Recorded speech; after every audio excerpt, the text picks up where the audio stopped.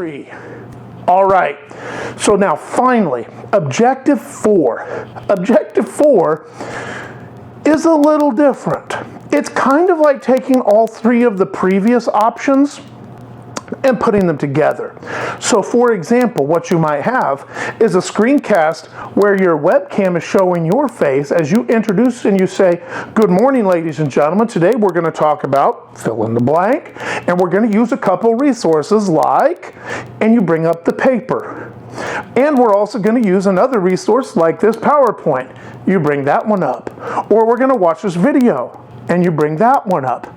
And now you're explaining the whole process that goes through whatever it's going to be in the course of their day, and you can dive right in to talking and, in essence, giving instruction directly to the student, whether it be on camera, as voiceover, on a paper or digital item, and all of this gets put together in that framework.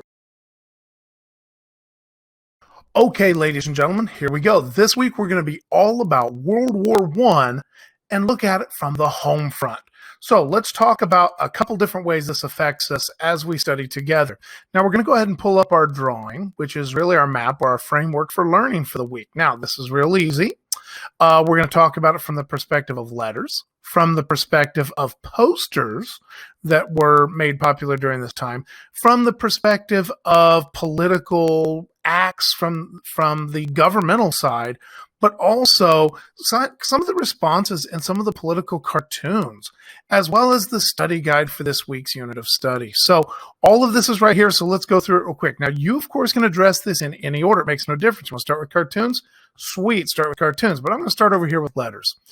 First things first, there's going to be a clip right here in YouTube of letters from home, and this is just the part of it that I want you to be able to see as we go through this section. It's the important part of what I want you to know about this.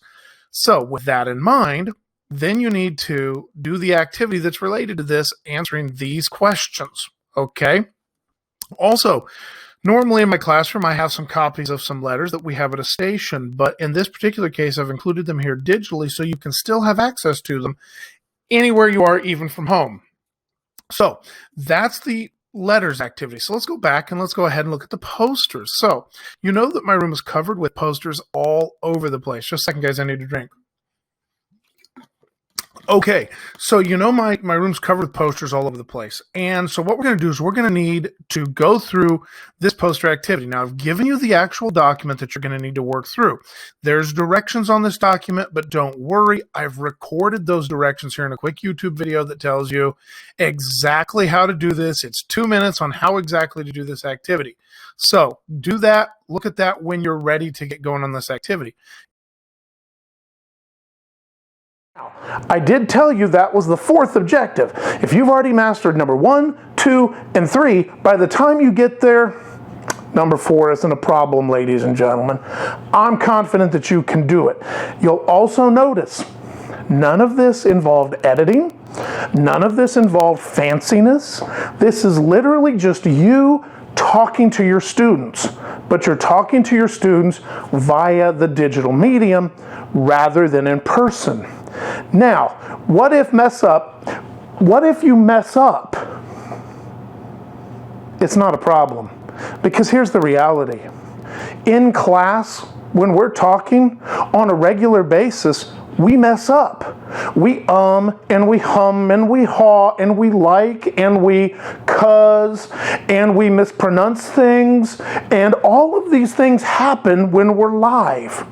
That's what makes us human. That's what makes us relatable.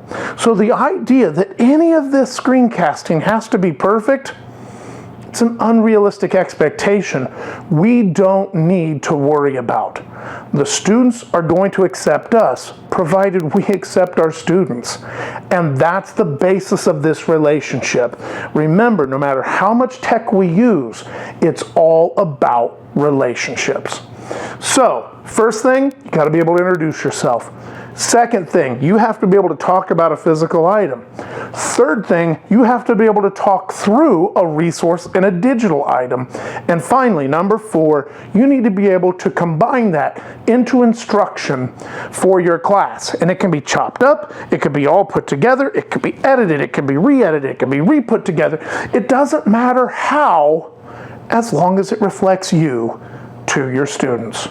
So screencasting is one of the most powerful things that we're going to do, and it's one of the very first things you need to know to make sure that we can move from a traditional classroom to a digital classroom. And if we can do that, then we're really meeting the needs of our students 24 hours a day, 7 days a week.